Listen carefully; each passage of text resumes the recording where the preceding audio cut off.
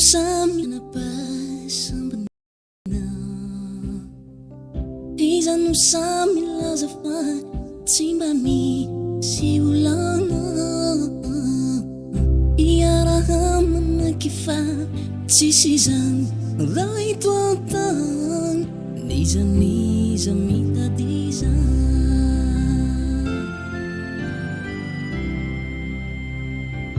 iza no samy laza fa manapasambajana iza no samy laza fa tsy mba misy olana iaraha manaky fa tsisy zany raha eto antany nizaniza mitadiza haza manaky o resy fony iza hani haminio zapiainany ety fa mitraka hazambakivy fa Jesosy lay tianao nanome toky anampy anao nanome toky amonjy anao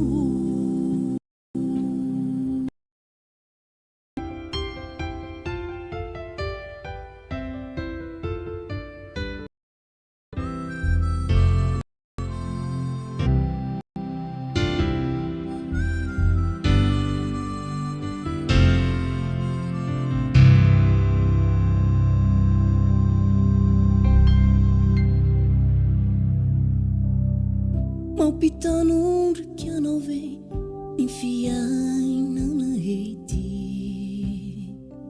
mampitomagny anao ve ny setrasetra ny tany aza eto miantoraka fa fanta na mampangoraka fa banjino lay dina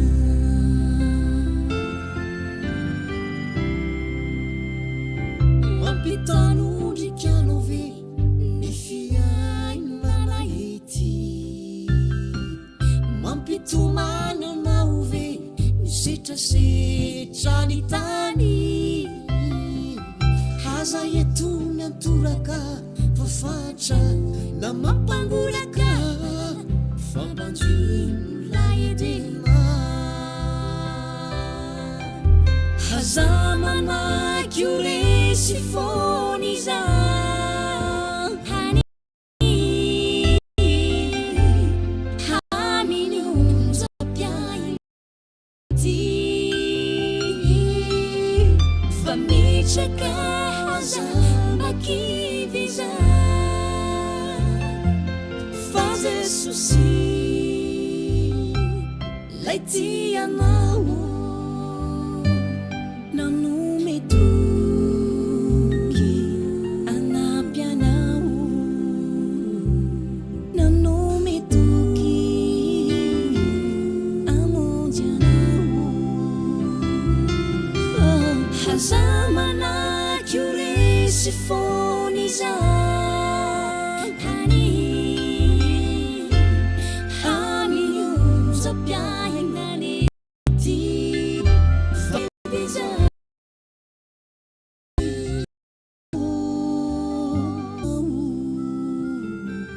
lay teny fikasany tsy miovy zany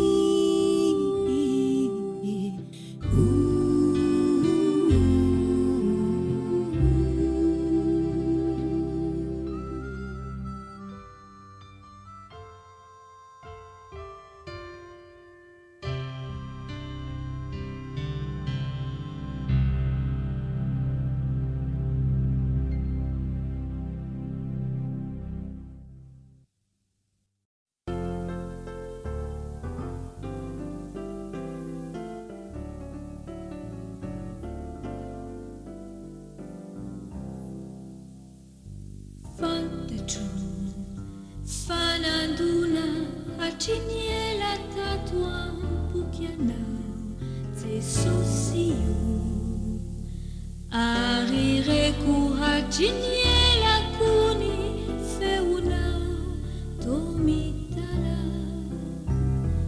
te anolotra hoay ny famonje ny zay natao hoan'ireo zay tianao sy ireo nanetry tena mba handraisananao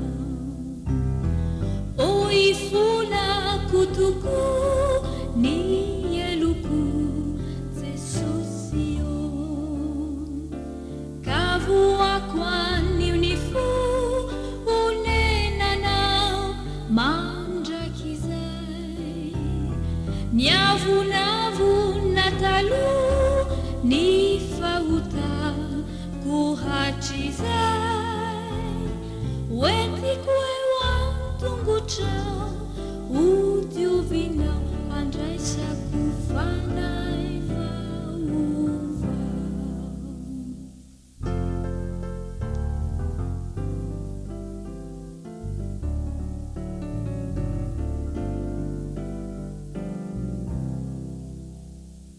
fantatro fanandona hatrimiela tato ampoky anao jesosy io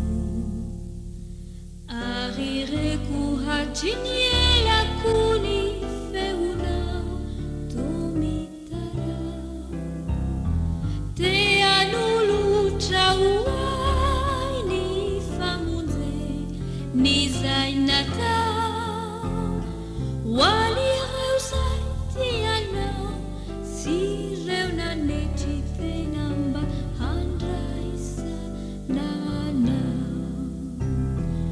oi fonako tokoa ny eloko jesosy io ka voako anio ny fo onenanao mandrakizay niavonavona taloha ny fahotako hatrizay hoentiko eo antongotrao hodiovinao andraisako fanay vaovao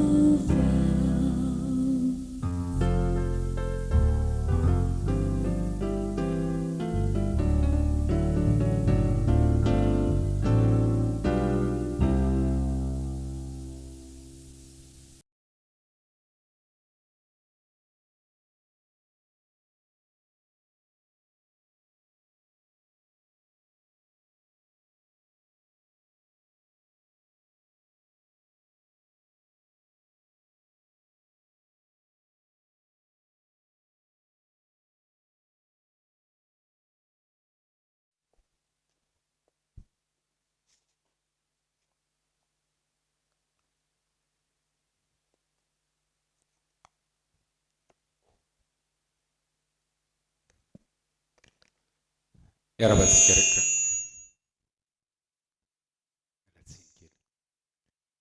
miarabantsika rehetra tonga anatrika ny fotoana androany hariva andro fa 7 androany hariva tapitra amin'ity herinandro ty amin'ny androany hariva ny tena marina ny herinandro voalohany ary manomboka raha-pitsika dia miditra amin'ny herinandro faharoa mandeha mandeha ny fotoana riavana malala isany ary nahafinaritra ny fotoana izay niarahantsika teto isakariva ary inoko fa mbola hafinaritra antsika ny ho tonga isakariva mba hiaino izay voalaza ny tenin'Andriamanitra amintsika tsirairay avy satria dia manana ambara amintsika Andriamanitra manao hoe lazaiko aminao marina tokoa anio ny androany hariva zany dia hoe izay nampiraisin'Andriamanitra dia aoka tsy ho sarahan'olombelona. Androany hariva dia hitika manokana amin'ireo tanora mpitovo tsy mbola manambady ahako mba hahafantaran'izy ireo manao hoe zao zany miandry ahy rehefa tafiditra ao anatin'ny fatoran'ny fanambadiana.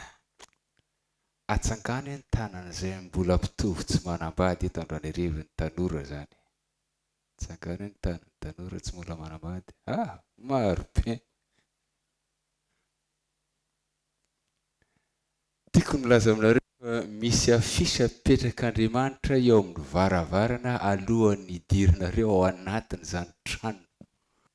Izay antsointsika hoe fanambadiana. Tokantrano ho isika malagasy. Ary dia ho fantatrareo melomana hoe izao ny zavatra miandry.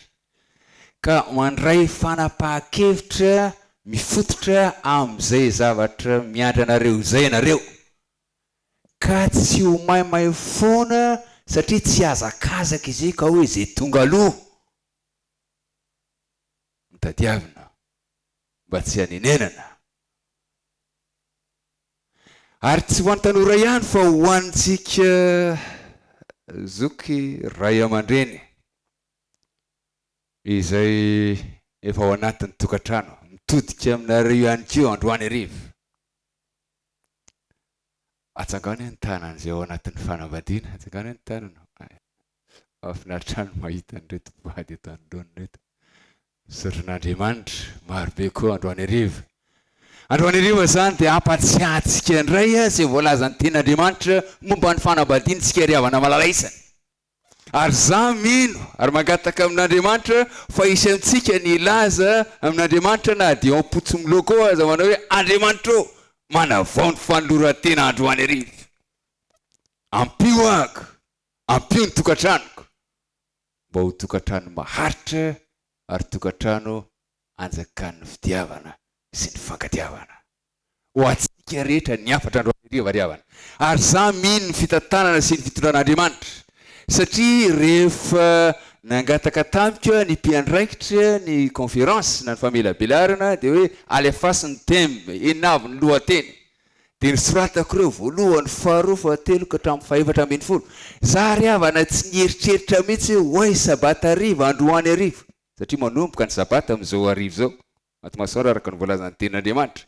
Dia andao ity resaka fanambadiana ity satria tamin'ny andro zoma nanamasin'Andriamanitra ny fanambadiana voalohany.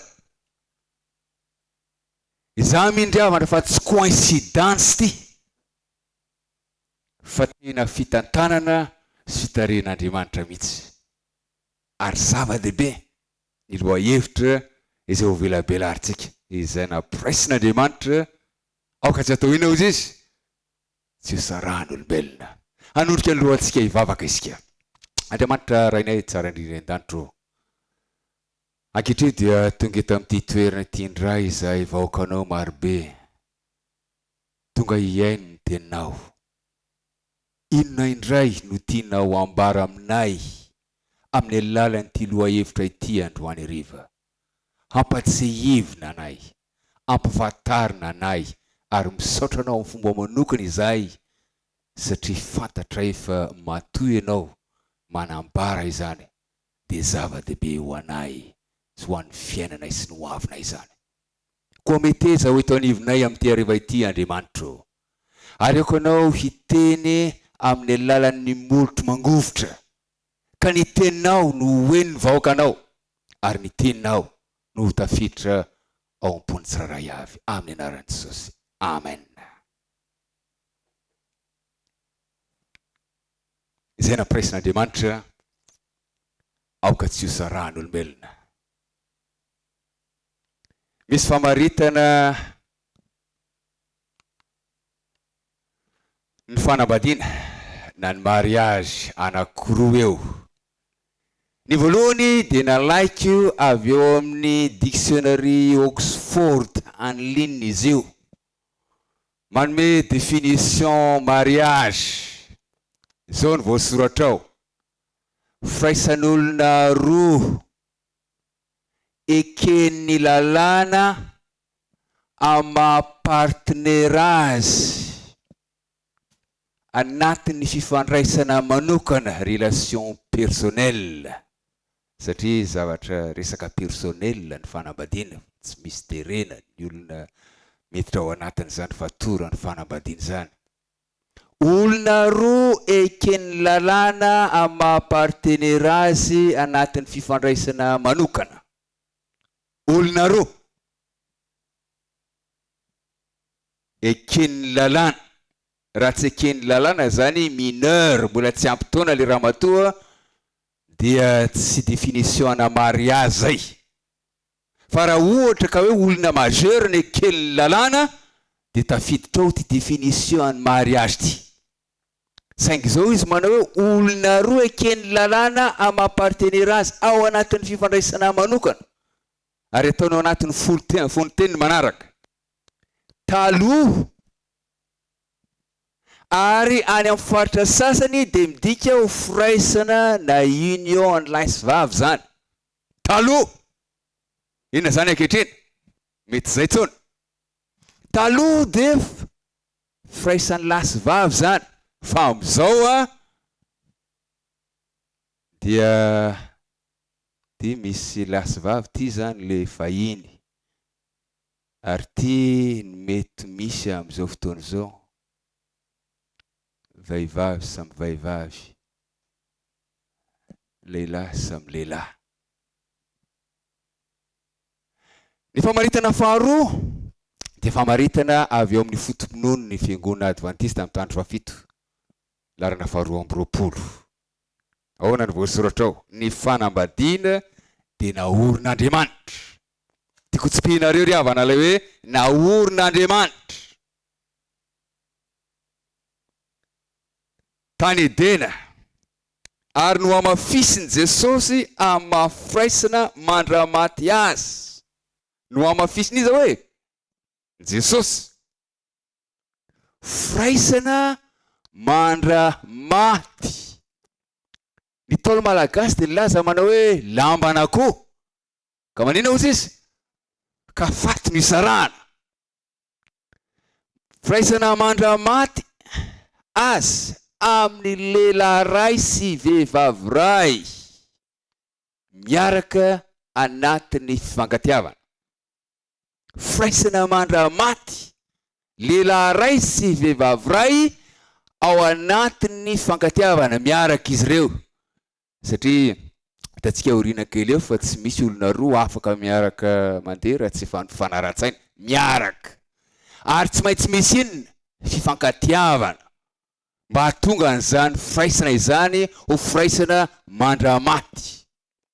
Ho an'ny kristianina ny fanoloran-tena am-panambadiana dia sady atao amin'Andriamanitra no atao amin'ny vady. Atao amin'Andriamanitra dia atao amin'inona ihany koa? Atao amin'ny vady. Misy fanoloran-tena ry havana. Engagement. Raha tsy ao ny fanoloran-tena dia ho sarotra ny hatongavana amin'ity hoe mandramaty.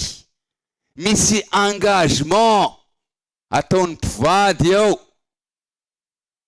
Zay atao amin'Andriamanitra ary atao amin'ny vady. Zava-dehibe io. Tsy pihana io. Satria tsy atao amin'ny vady fotsiny ilay engagement na ilay fanoloran-tena. Atao amin'iza ihany koa? Atao amin'Andriamanitra ny tena marina dia ilay engagement na fanoloran-tena amin'Andriamanitra aloha no tokony voalohany. Efa mipetraka izay dia mandeha ho azy ny fanoloran-tena amin'ny vady. Zava-dehibe ny fifandraisana amin'Andriamanitra ry havana. Ampahomby sy ampaharitra ny fianakaviana sy ny fanambadiana. Lehilahy ray sy vehivavy ray mizara finoana mitovy ny tokony hiditra ao aminy. Ao amin'inona moa zany? Ao amin'ny fanambadiana. Lehilahy ray sy vehivavy ray mizara finoana. Iresaka momba ny apôstôly Paoly tsika orana kely eo milaza manao aoka ianareo tsy asiana zioka tsy atonina anareo. Manao metafora izy. Teny anohitra ihany moa zany. Ny amin'ny zioka omby anankiroa izay mitarika sarety tsy afaka mandeha ny amin'ny direction samihafa fa tsy maintsy mandeha amin'ny direction anankiray mba ahafahany mitarika ny sarety.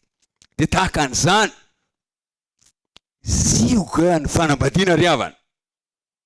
Zioka ny fanambadiana. Izany hoe misy zavatra entina zany ao ary tsy maintsy entina ary mizotra ho amin'ny direction anankiray mba hahatonga ny fanambadiana ho fanambadiana mandramaty.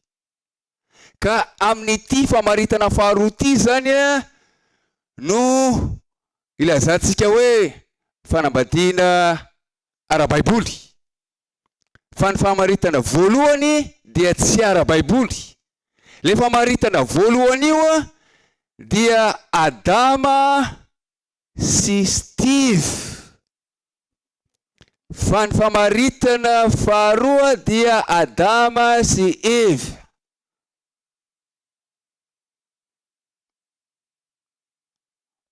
Teny anglisy izy io. Adam and Eve. Adam and Steve. Miady le teny, zay no lazana azy io. Ity lehilahy sy vehivavy, ity lehilahy sy lehilahy. Voalohany indrindra tamin'ny famoronana. Amin'ny Genesis toko voalohany ka ny 7:20. Zao ny voalaza ny tenin'Andriamanitra. Genesis toko voalohany ka ny 7:20. Ary Andriamanitra nahary ny olona tahaka ny endriny, tahaka ny endrika Andriamanitra ny namoronany azy. Lahy sy vavy namoronany azy. Inona namoronany olona hoe ry havana? Lahy sy vavy. Ny kolontsaina ankehitriny, tadidinareo ilay ina moa zany le famaritana voalohany tao, le hoe taloha. Taloha efa démodé zany ny tiany holazaina. Ankehitriny amin'izao andro moderne zao, ao anatin'ny kolontsaina moderne dia voalaza fa afaka mifidy ny mahalahy na mahavavy azy ny olona. Afaka mifidy ny mahalahy na mahavavy azy ny olona. Fa ny voalaza ny tenin'Andriamanitra ary mbola tazon'ny olona taloha dia hoe Andriamanitra no manendry na manondro ny mahalahy na mahavavy. Za mijoro ety anoloana, za lehilahy. Ny anabavy ato, izy vehivavy. Ary ny lehilahy ato, ny rahalahy zo zany, mialatsiny efa mandray anareo ohatra. Dia izy lehilahy. Lahy sy vavy nanaovany azy. Ary zava-dehibe le hoe lahy sy vavy amin'ny fanambadiana satria izay ny velabelarintsika eto androany hariva riavana malala isany. Ny faharoa dia zao, tamin'ny endrika Andriamanitra. Ao amin'ny 7:20 ihany. Andriamanitra nahary ny olona tahaka ny endriny. Tahaka ny endrika Andriamanitra ny namoronany azy. Amin'ny endrika Andriamanitra, olona. Ilay olona eo dia sens générique. Inona ny dikan'izany? Ilay sens générique dia milaza manao hoe ny olona dia mahafoaka ny lahy sy vavy. Natao hoe olona. Ao amin'ny Genesis toko voalohany ka ny 9:20 io. Nanao ny olona araka ny endriny, tahaka ny tarehiny izy. Ary lahy sy vavy namoronany azy. Ary zany olona zany ao amin'ny sens générique zany dia miverina 500 mahery ao amin'ny testamenta taloha. Olona midika hoe lahy sy vavy. Tsy hoe vavy amin'ny endriky lahy, fa lahy sy vavy amin'ny endrika izy ary havana. Amin'ny endrika Andriamanitra. Zava-dehibe zay.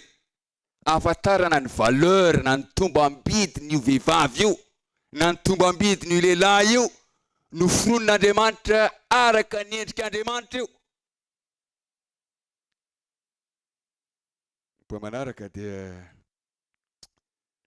hoe tahaka an'Andriamanitra, raisy zanaka ary fanamasina, zay samy Andriamanitra. Ny fitambaran'ny lahy sy vavy no mahatonga ny olona na homme na humanité ho isika.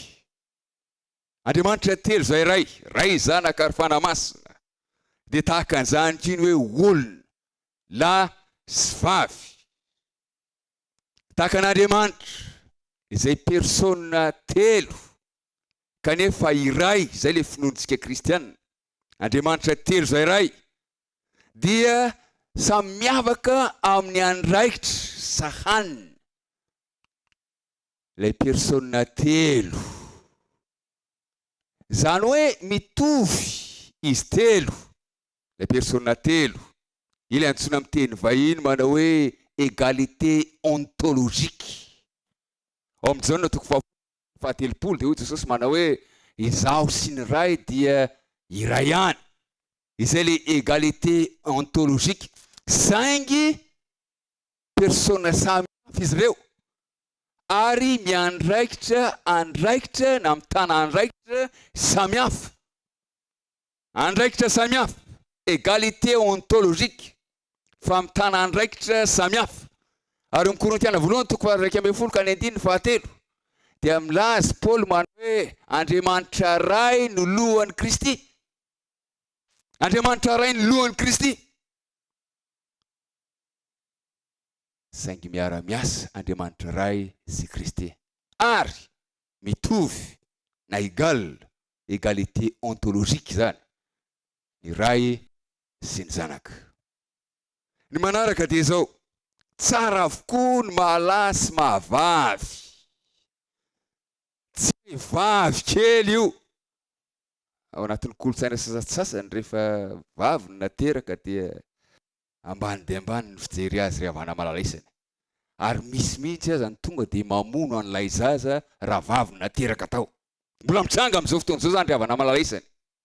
Voalazan'ny tenin'Andriamanitra fa tsara indrindra izany. Ary le tsara indrindra dia mahafoaka ny lahy sy ny vavy. Tsara ny andraikitra samy hafa nomena azy ireo. Tsara ny mahalasy mahavavy azy ireo. Samy ilaina izy anankiroa. Ilaina ny lahy, ilaina ny vavy. Alay sary an-tsaina ankery raha lahy isany hoe lehilahy daholo ny teto ambonin'ny tany. Afa-be zany fanontaniana zany. Ary alay sary an-tsaina ankery raha vavy isany hoe vehivavy daholo ny teto ambonin'ny tany. Inona ny zavatra hitranga eto?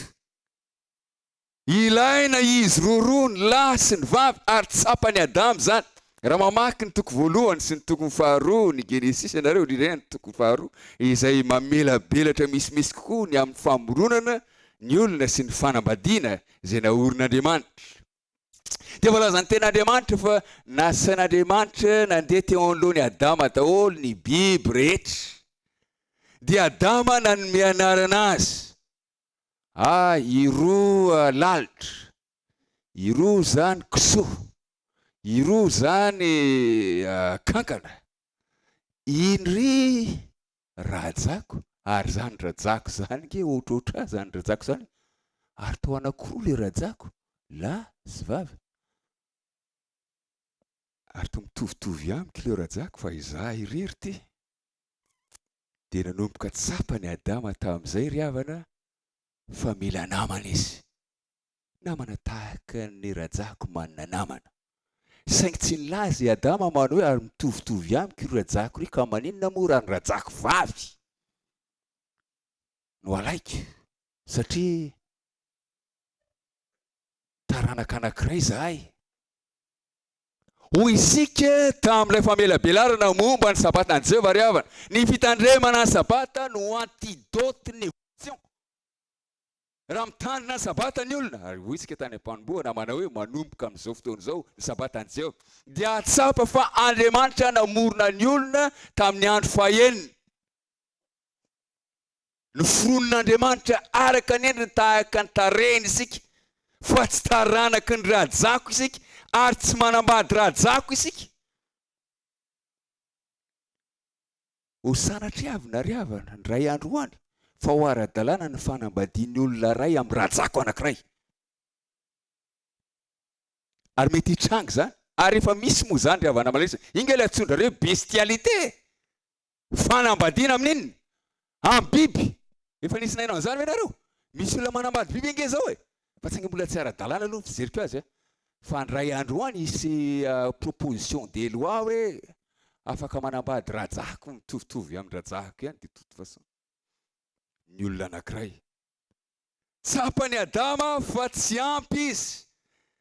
Dia voalaza ny tenin'Andriamanitra ry havana fa nasondritory an'i Adama Andriamanitra ary dia naka tolatezana ray avy taminy izy. Dia nataony vehivavy ary dia nivoazin'Andriamanitra izy ary dia natolony azy Eva. Ino Eva? Vadinao. Ary vao nahita ny olona io Adama ry havana.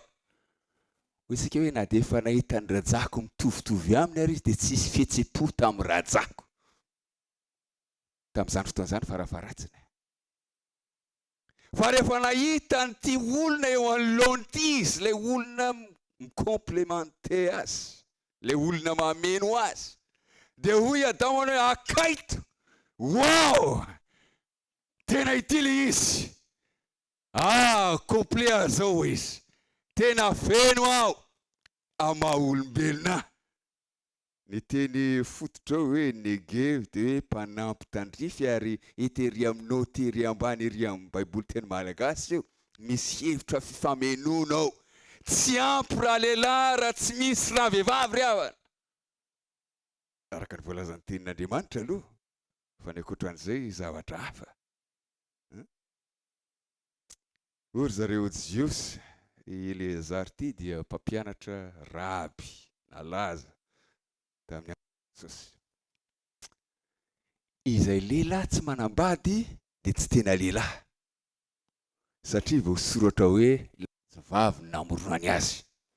Jiosy teny tsy eo amin'ny tenin'Andriamanitra zany, fa zay ilay fotom-pisainana Jiosy, fa saingy ny fototra avy amin'ny tenin'Andriamanitra zany zavatra voalazany zany.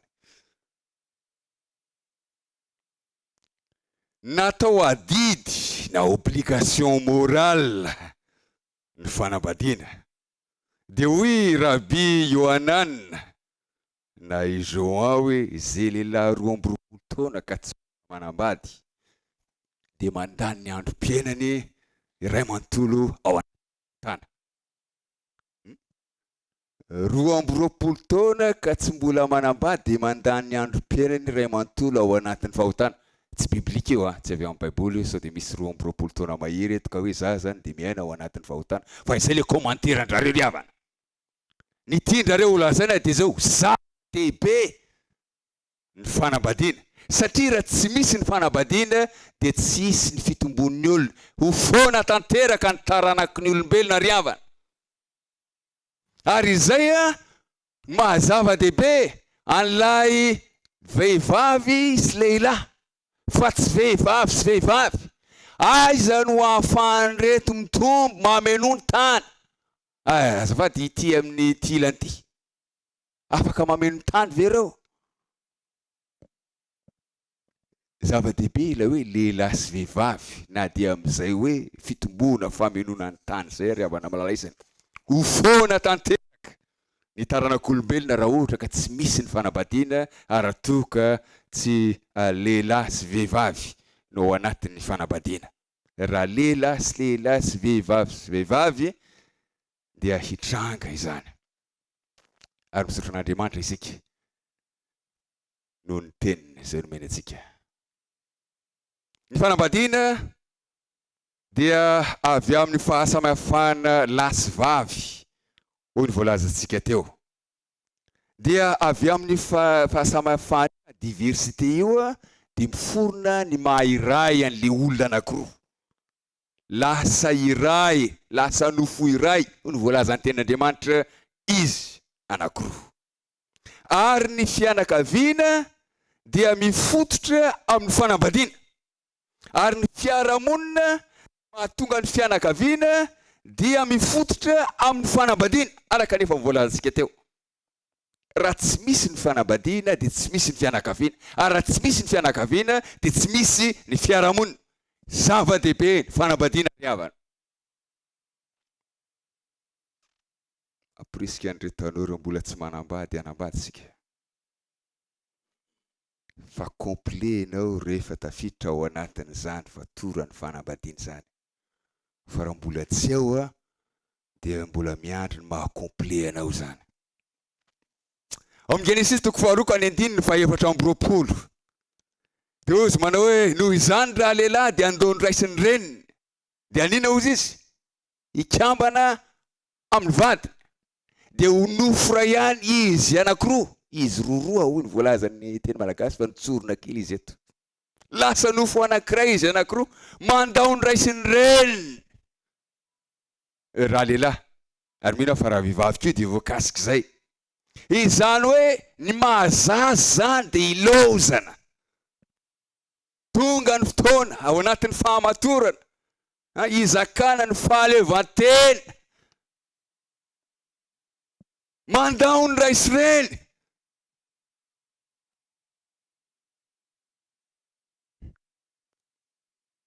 Raha mbola zaza isika dia aza mihevitra ny hiditra ao anatin'ny fanambadiana satria ny fanambadiana mitaky fandaozana, mitaky fahaleovantena. Ny faharoa dia hoe mikambana amin'ny vadiny. Ny versiona greka ny testamenta taloha, izy io moa dia nadika tamin'ny taonjato 107 talohan'i Jesosy Kristy, dia mampiasa n'ilay teny greka hoe proskalao. Iny andikany hoe proskalao azafady, miraikitra andakaoly, zany hoe mampiasa lakôly mihitsy zany. Lasy vavy nataony inona, nampiraisiny tamin'inona, tamin'ny lakôly.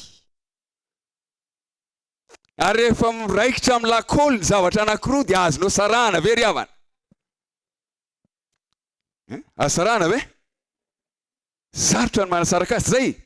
Raha voasaraka aradina zavatra hitranga, io tritra. Zay ve ry havana malala isany? Hitako mitsikitsikinareo, azonareo tsara le izy. Ho tritra, ho simba ry havana malala isany, rototra. Ny fanasarana ny zavatra natambatra tamin'ny lakôly dia rototra, simba, proskolao. Ny teny ampiasain'Andriamanitra tamin'ny fanakambanana ny lehilahy sy ny vehivavy. Ho an'ireo izay miaino ka mieritreritra fisarahana dia tsareo fa ho rototra, satria sarotra be ny mampisaraka an'izany olona roa natambatra amin'ny lakôly zany. Lasa nofo anankiray, ary izy io dia tsy ray ara-nofo fotsiny.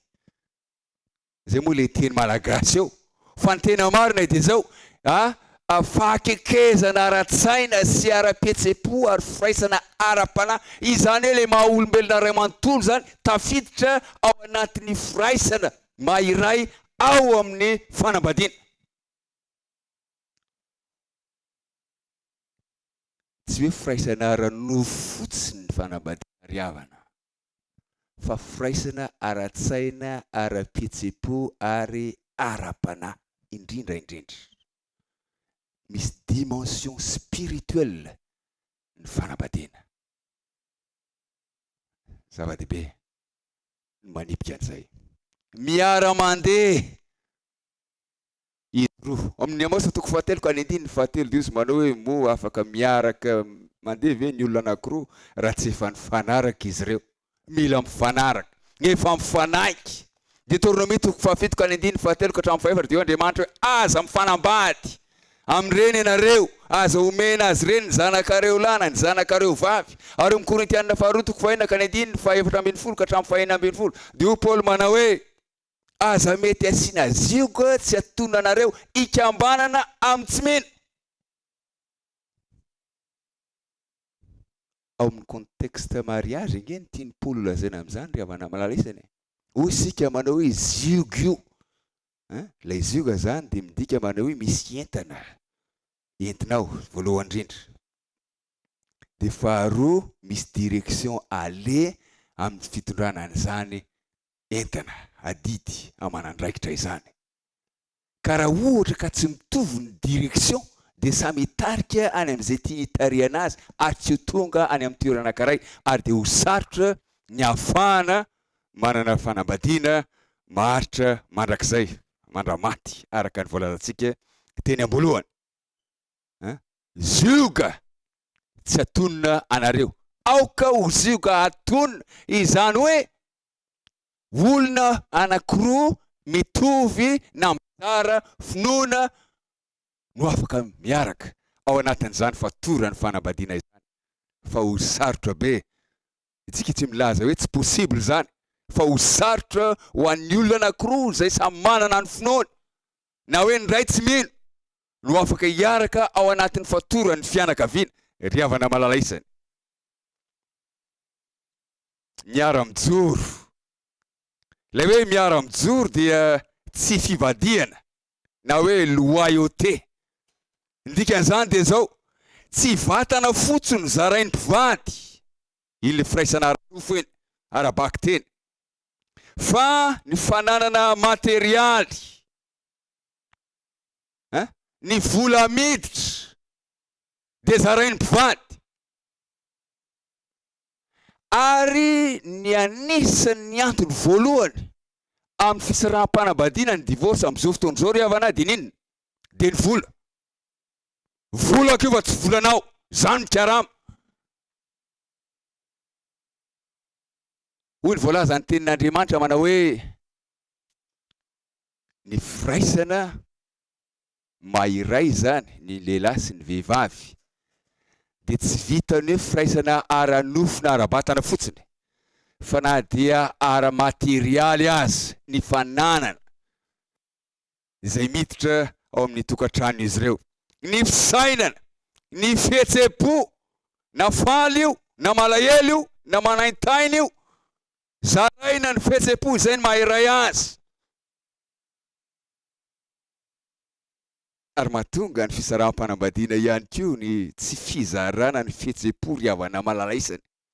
Mahatsiaro rery raha matoa ao anatin'ny fangirofina, ao anatin'ny zavatra maro samihafa mianjady aminy. Mila mpanohana le olona mpameno, lay famenoana azy, tsy eo anohana.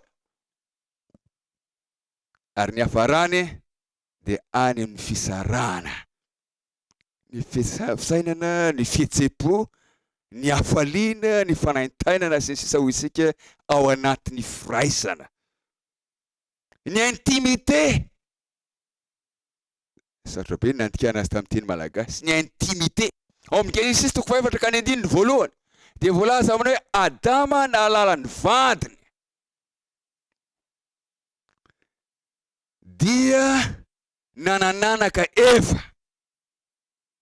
Adama nahalala ny vadiny, iny hoe nahalala ny vadiny io zany dia niaraka tamin'ny vadiny izy. Ny fanambadiana ry havana de misy firaisam-pandriana. Ao amin'ny Hebreo toko fa 13 ka ny andininy faefatra de hoy ny apôstôly Paoly manao hoe aoka ny fandriam-panambadiana mba ho manana ny ajany, manana ny asiny amin'ny mpivady. Tsy hoe mpivady akory izy mivady de anao zay tiany atao ao. Zay tiany atao ny tiana olona zany de zao zavatra tsy ara-moraly fa vetaveta eo anatrehan'Andriamanitra. Ny apôstôly Paoly de miadrese ny zavatra ohatran'izay. Nisy olona anankiray milaza hoe rehefa zavatra tsy ahoana moa zany, tsy ara-dalàna ary tsy moraly dia azo atao izy, azo mpivady atao. Zavatra tsy ara-dalàna ary tsy moraly hoy izy dia azo atao. Ny Baiboly de milaza manao hoe zavatra ara-dalàna no tokony atao, fa zavatra ara-moraly ihany koa na de ao anatin'ny fatorany fanambadiana azy. Intimité, rehefa nalala ny vadiny i Adama, izany hoe niaraka no firaisana ara-nofo izy, de voalaza fananananaka i Eva. Ny farany momba ny fanambadiana dia fitiavana ara-baiboly. Miresaka momba ny fitia agapetsika indray mandeha teto. Io fitia agape io de fitiavana tsy misy fetra, fitiavana manolo-tena, fitiavana manoka tena feno, mba hahafahan'le olona lay ramatoa mitombo amin'ny endrik'Andriamanitra. Ny fahotana de nanimba ny endrik'Andriamanitra tamintsika ry havana malalaisana. Ary voalaza ara-teolojika fa ny fanambadiana de manampy ny olona hiverina ho amin'izany restauration ny endrik'Andriamanitra ao amintsika zanak'Andriamanitra zany. Zay ny mazava-dehibe ny fanambadiana ry havana. Ary contribution ny fanambadiana amin'izany resaka teolojia ny endrik'Andriamanitra izany. Ny hoe ny olona anankiray izay tia ny vadiny, lana ny vavy, de manampy azy hiverina ao amin'ny endrik'Andriamanitra. Ny fitia agape no tena fototry ny fanambadiana maharitra. Voalaza ny tenin'Andriamanitra fa ny fitia agape na ny fitiavana dia manome Jesosy amin'ny Jaona 7:12 voalohany. Hoy manao hoe ary izy efa tia azy dia tia azy hatramin'ny farany. Mampiasa an'ilay teny hoe agape izy ao amin'ny toko sy andininy io. Jaona 7:12 ka ny andininy voalohany. Tia azy hatramin'ny farany izy. Ary koa ny tiana voalohany 7:12 manomboka amin'ny andininy 5:9 dia manome soritsoritra ny amin'ny hoe fity agape, ny fity tsy mialona, ny fity tsy tia tena, ny fity dia tsy mitady ny azy, ny fity dia maharo-po, ny fity dia zao, ny fity dia zao zavatra pozitif. Ny fitiavana agape no fototry ny fanambadiana maritra riavana. Raha eros fotsiny ao anatin'ny fanambadiana dia tsy haharitra zany fanambadiana zany. Rehefa tapitra ny erosy dia tapitra ihany keo ny fanambadiana. Vokatry ny fahalovana na ny fahotana dia simba ny fanambadiana, tsy araka ny idealan'Andriamanitra intsony. Ao amin'ny Genesis 3:1-12 dia hoy Andriamanitra tamin'ny ramatoa manao hoe ny vadinao ny anterany fanirianao, ka izy no hanapaka anao. Ny vadinao ianterany fanirianao ary izy hanapaka anao. Izany hoe le fotokevitra fitoviana ontolojika izay nolazaintsika teny aloha zany izay tsy misaraka amin'ny fihevahana andraikitra amin'ny lehilahy sy amin'ny vehivavy dia filamatra biblika. Io dia mitoetra hatrany io, mitovy égalité ontolojika, samihafa amin'ny andraikitra sahany. Filamatra biblika izay.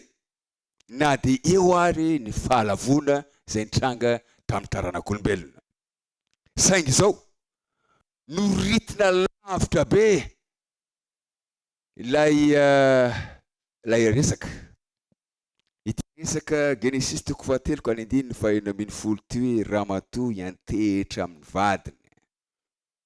Dia lasa resaka fifehezana na domination. Lasa resaka fifehezana domination, tsy eo intsony ilay hoe mitovy ny lahy sy ny vavy avana malalaisana. Ary mitranga amin'ny kolontsaina maro amin'izao fotoana izao zany. Ny lahy ny lohan'ny vavy, ary marina zany, ara biblika zany, ny lahy ny lohan'ny vavy. Ary dia domine tanteraka ramatoa. Voafehy tanteraka. Ka raha mba te haneo ny maha-izy azy dia avy hatrany tonga dia ary ny sasany azy avy hatrany tonga dia manainga ny tanany.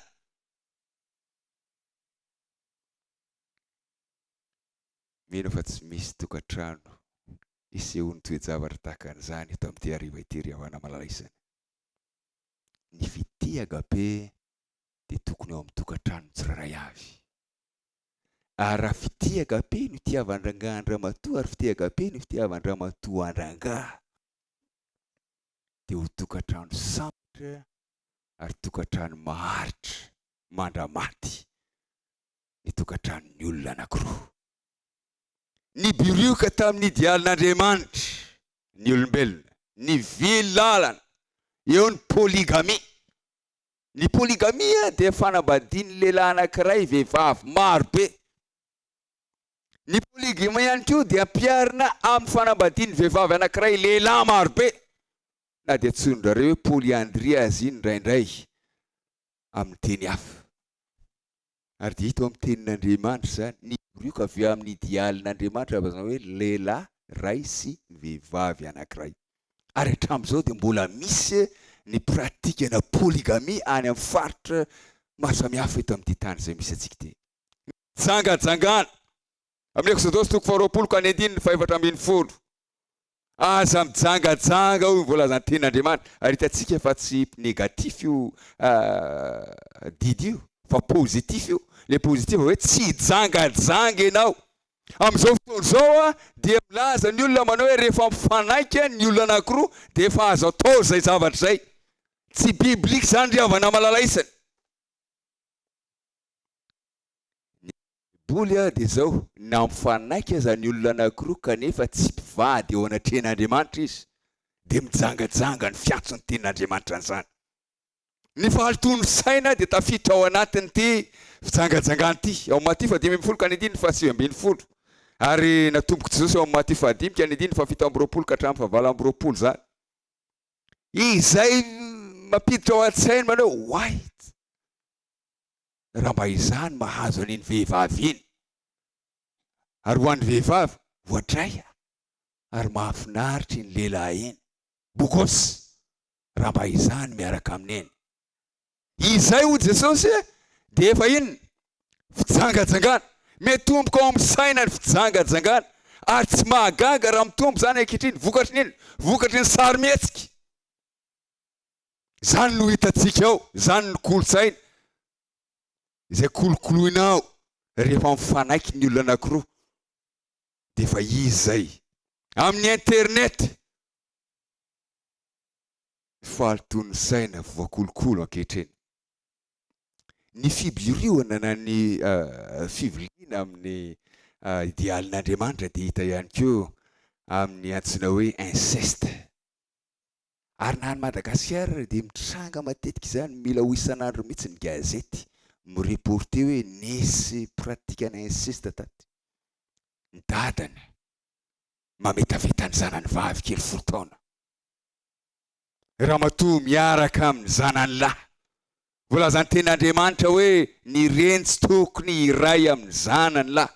Ny zanany lahy tsy tokony hiaraka amin'ny reniny. Ny ray tsy tokony hiaraka amin'ny zanany. Ny dadatoa tsy tokony hiaraka amin'ny zanakanabaviny. Inceste. Zava-betavety ao anatrehany Jehovah zany volazany ten'Andriamanitra. Kanefa mitranga zany ankehitriny ry havana malalaisany. Resaka fisaraha-panambadiantsika. Ao Maty 7:20-9. Ao anao Jesosy. Maty 7:20-9. Lazaiko aminareo marina tokoa.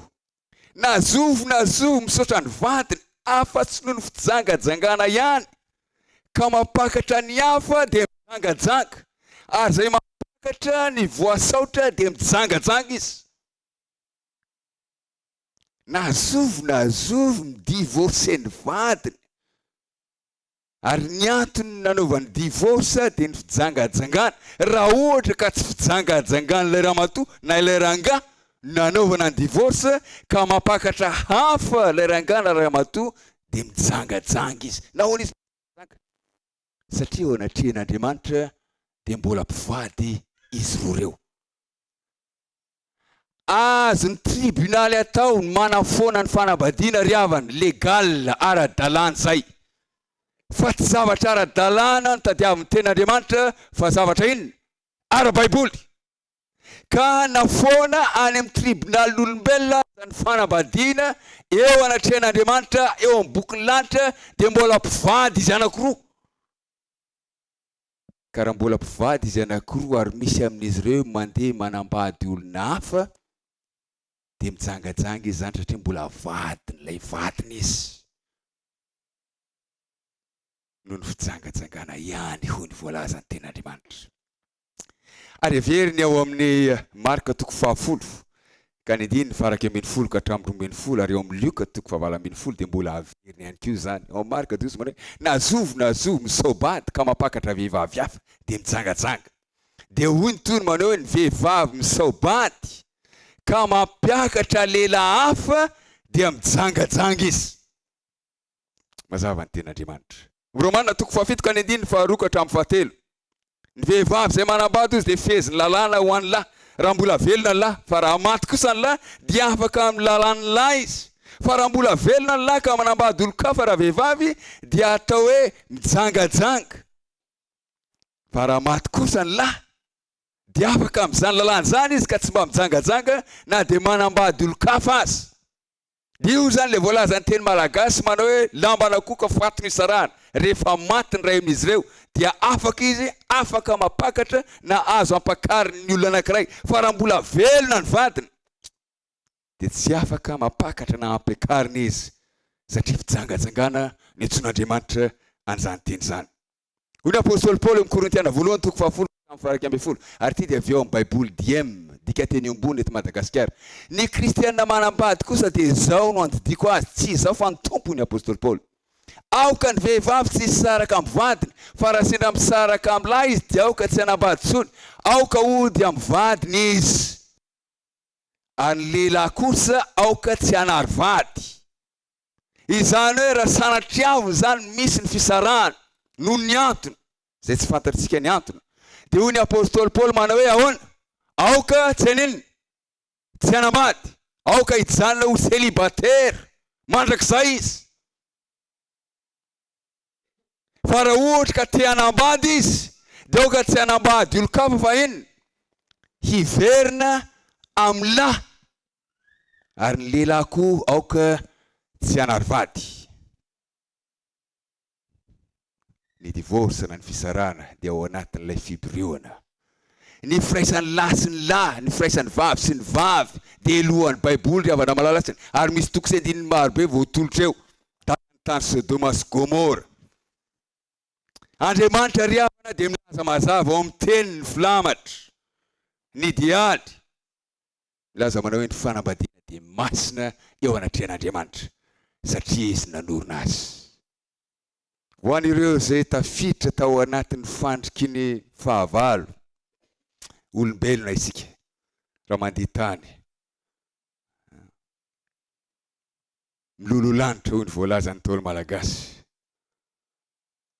Mety nitranga ny problema tahaka an'izany saingy misaotra an'Andriamanitra fa misy ny fanantenana sy ny vahaolana. Romana 3:1-7. Samy efa nanota izy rehetra. Tsy zay ve ry havana malalisa?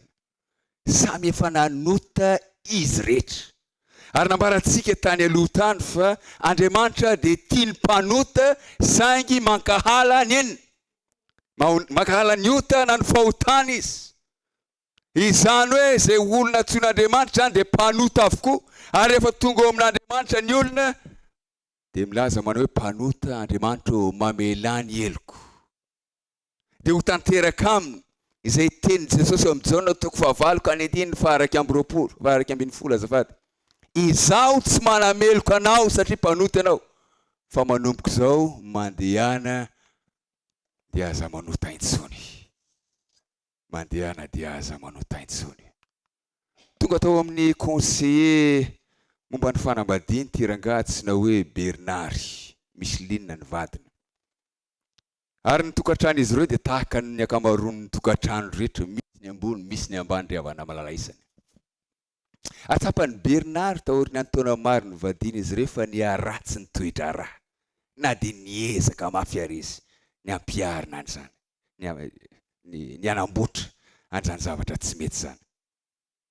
Ary dia lasa nakany amin'ny conseiller ina moa mpanome torohevitra izy ndray mandeha manao hoe tiako mihitsy ny saraka amin'ny vadiko, saingy alohan'ny sarako aminy dia aoka aho hanao zavatra anankiray izay tena handrotika sy hampanahitaina tanteraka ny fony mba tena ho tsapany mihitsy hoe tsy nety ny zavatra nataony tampoka.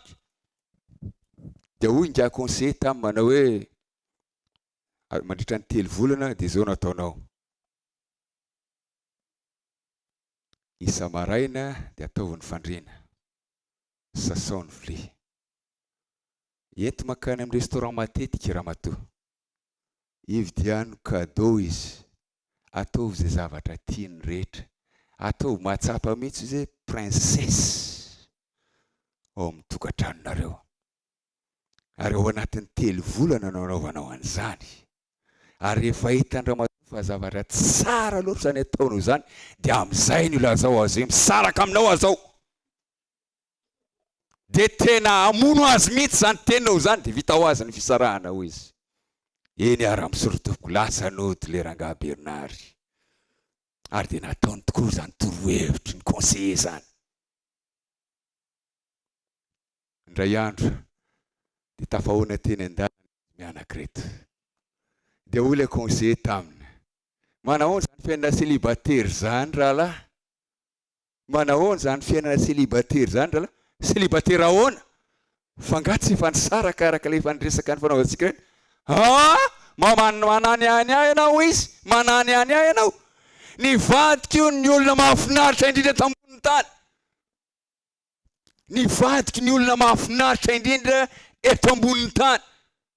Ianareo vehivavy tiavany vadinareo, lehilahy tiavany vadinareo, tahaka ny tiavany Kristy ny fiangonana. Rehefa ny fitiavany no amin'ny tokantrano, fitiagam-periavana, dia haritra mandrakizay ny tokantrano, ny fanambadiantsika.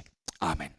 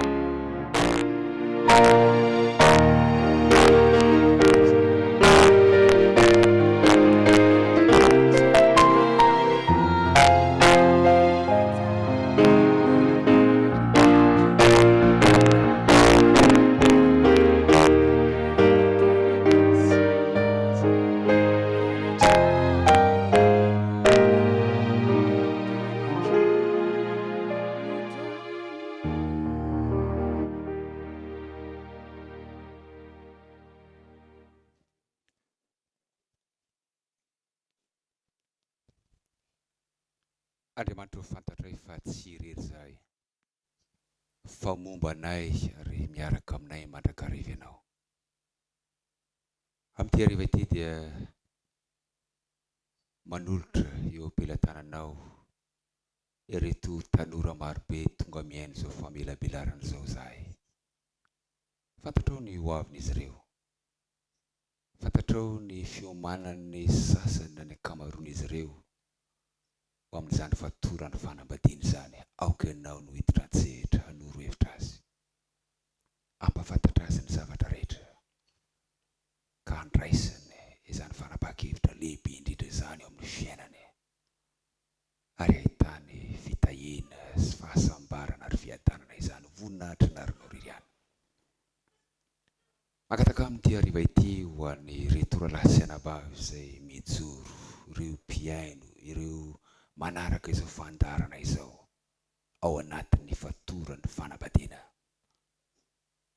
mba apetraka ao am-pon'izy ireo ilay fity dia ilay tena fity agape, ilay fitiavanao, satria izany fitiavana izany ny fototry ny fanambadiana maharitra, tahaka ny tiavanao Kristy ny fiangonana. Ianao no hitany tsirairay avy, indrindra indrindra ireo izay ao anatin'ny olana maro samihafa, miatrika an'izany avy aminao ny vahaolana rehetra, na ny meteny fikasana sy fampanantenana ianao fa omba anay tsirairay avy, tsy amelana io irery ko amin'ny sasatranao izahay. Andriamanitro mangataka izahay amin'ity hariva ity ho anay lehilahy rehetra eto amin'ity fiangonana ity, hanavao ny fanolorany tenanay, ny fitiavanay, ny vady andefimandrinay. Mangataka izay ho an'ny anabavy rehetra eto amin'ity toerana ity amin'izao hariva izao, mba ho afaka manavao izany fanolorany tena, izany fitiavana tahaka ny tiavan'i Kristy anay izany. Aoka ianao no omba ny tokantrano tsirairay avy ho tokantrano sambatra ao anatin'ny fifaliana sy fiadanana, mba hahafahanay misaotra sy manome voninahitra ny anaranao isan'andro. Misaotra Tompo, ary misaotra noho ny sabata izay andro manokana ahafahanay fianakaviana rehetra miray aminao sy miray amin'ny tsirairay avy. Misaotra Tompo, tonononay amin'ny anaran'i Jesosy ny vavaka izany. Amen. Afaka mipetraka isika.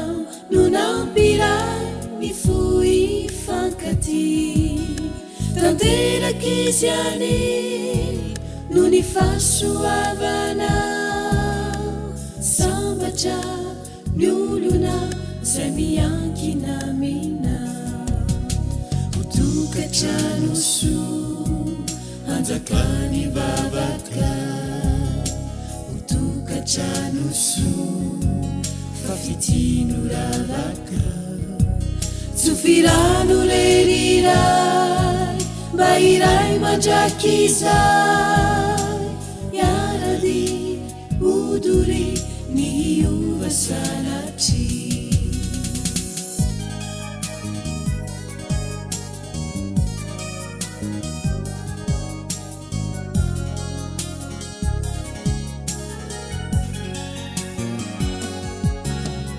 Ome farasidimy mba hovimbininy, ny teny atolotra mba ho fihiny, Genesisy sy vilay zay no mampitombo anay, miombopo izy ro ninonino nahandro, hotokantrano soa hanjakany vavaka, hotokantrano soa fafitino ravaka, tsofirano leriray mba iray mandrakizay, yaradi odory ny hiova sanatry.